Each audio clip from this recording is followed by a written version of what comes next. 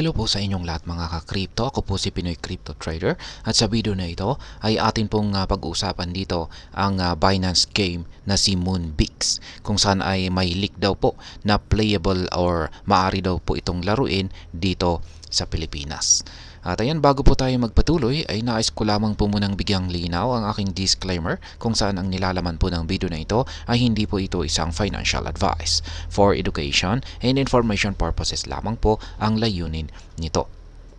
Ayan, itong si Moonbix ay isa po itong bagong laro na create or ginawa ni Binance, ang pinakamalaking crypto exchange sa buong mundo. Ang laro ay isa po itong play to earn game na available sa Telegram mini apps ecosystem. Sa Moonbix ay ang mga manlalaro ay nagna-navigate ng isang spaceship para mangolekta ng mga items tulad po ng Yellowstones at gift gamit ang isang claw tool.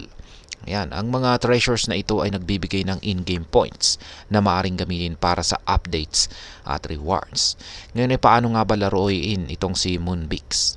Ayan, sa Moonbix ay kailangan mong gamitin ang iyong spaceship para mangolekta ng mga items sa loob ng 45 seconds. Ang spaceship mo ay may claw tool. Ayan, meron po siyang parang kamay na gumagalaw pakaliwa at pakanan sa iyong screen. Kailangan mong hintayin ang tamang timing para i-release ang claw at makuha ang mga items na gusto mong kunin or target mong kunin. Ang bawat item ay meron po itong iba't ibang halaga.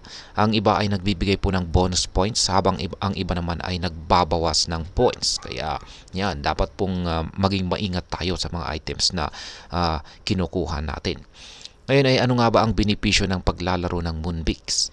Unang-una ay meron po itong airdrop opportunities.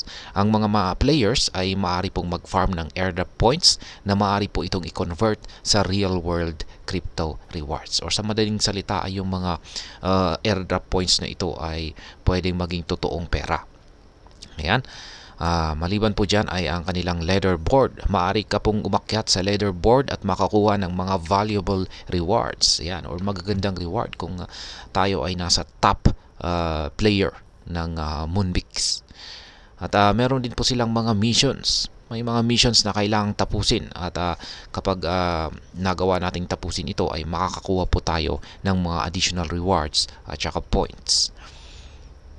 Ngayon ay ang leak. Yan, ang leak na ito ay kinumpirma po ng Binance.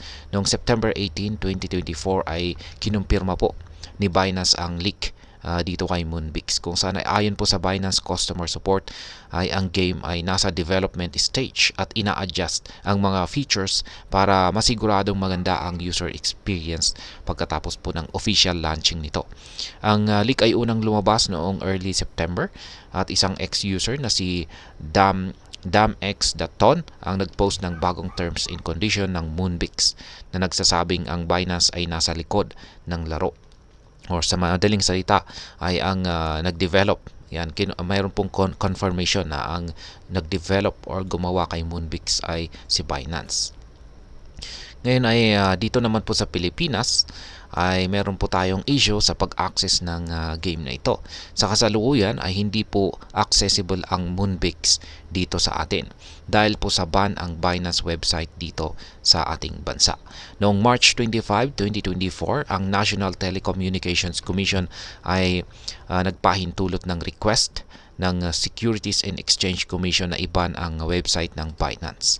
Dahil dito ay hindi po makakapaglaro ang mga Pinoy ng Moonbix maliban na lamang kung sila ay gagamit ng DNS or mag-switch ng DNS or gumamit po ng ibang paraan para ma-access itong si Binance. Alam ko naman meron tayo maraming magagaling dyan na mga Pinoy tech yan na kayang gumawa ng paraan para ma-access pa rin itong si Binance maski may ban na or maski binan ng mga ISP, yung mga internet service providers natin, yung website ni Binance. At saka yan. Ngayon ay para sa mga nakakapag-access ng Moonbix ay meron pong mga qualifications. Yan, meron mga qualified regions. Yan, na nasa kung saan ay sila lamang po yung pwedeng makapaglaro dito. Yan, kasi hindi lamang po Pilipinas ang ban si Binance. Marami na rin pong ibang mga bansa ang hindi sila or pinagbawalan yung mga tao rito na ma-access si Binance. Kaya yan, may mga qualified na regions lamang po ang pwedeng makapaglaro dito dahil dyan. At syempre, kailangan ng Binance account. At kailangan po na nakabind ang iyong Binance account dito kay Moonbix.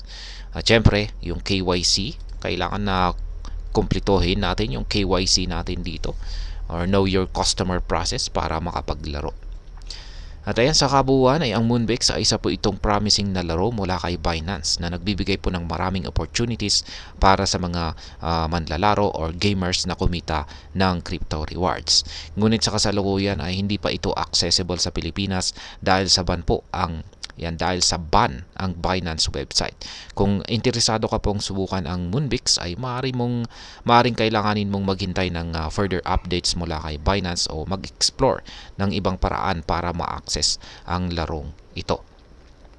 At ayan, hanggang dito na lamang po tayo sa video na ito mga ka-crypto. Sana po ay inyong nagustuhan ang aking paliwanag sa video na ito. Kung inyo po itong nagustuhan, pakiclick lamang po ang like button nito. Para naman po sa mga bago lamang dito, kayo po ay aking inaanyayahan para mag-subscribe. Pakiclick na rin po ang bell icon nito dahil ito po ang siya magsisilbing notification nito sa mga bago kong videos na akin pong ina-upload sa aking YouTube channel na ito. Marami pong salamat sa panonood. Ingat po tayo lagi at God bless po sa ating lahat.